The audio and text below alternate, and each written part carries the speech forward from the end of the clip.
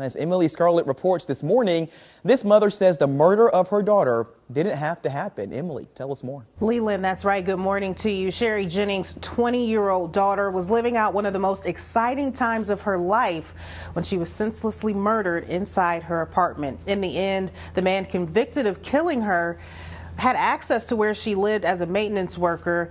He also had a hidden criminal record. These are priceless. These are my most valuable possessions, all my photographs of Danielle. Sherry Jennings of Gaston describes her daughter, Melissa Danielle, as well-behaved and outgoing. We called her Danielle, and she was always a spunky, lively little girl. She says the two grew especially close after the birth of Danielle's son, Tristan. She and I spoke every day, practically, and we had become very close, especially as mothers. In 1999, Danielle had just started a new job, happily raising her 1-year-old son and engaged to be married. Still, Sherry warned her daughter about the dangers of being away from home. She had asked about safety. I had always tried to teach my girls, be aware of your surroundings at all times. You're not living in my little hometown. This is a big metropolitan city. On the afternoon of March 15, 1999, Danielle stopped home during her lunch break when she was strangled to death in her apartment. Her body discovered hours later by her fiancé.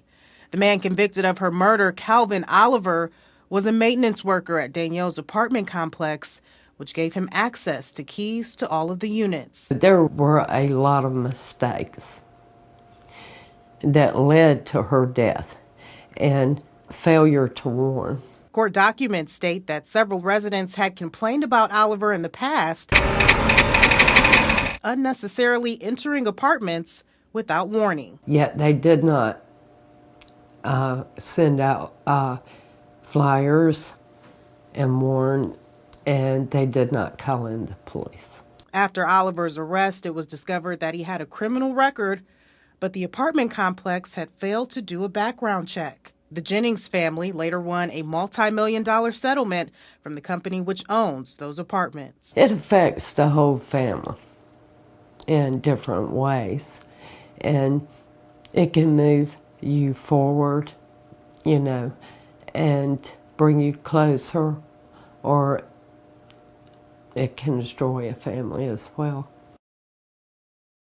The Sue Weaver Cause, a victims advocate group, has some suggestions on ways to protect yourself anytime you're allowing a stranger into your home for repair work. First, they say make sure you're asking all the right questions before choosing your rental. Ask management if all maintenance personnel have undergone background checks. If you have an appointment and live alone, see if a friend or neighbor is willing to come over until the service is complete. If no one is available, consider leaving home while the work is done. Finally, continue practicing safety even while you're home, and always use the deadbolt lock while inside.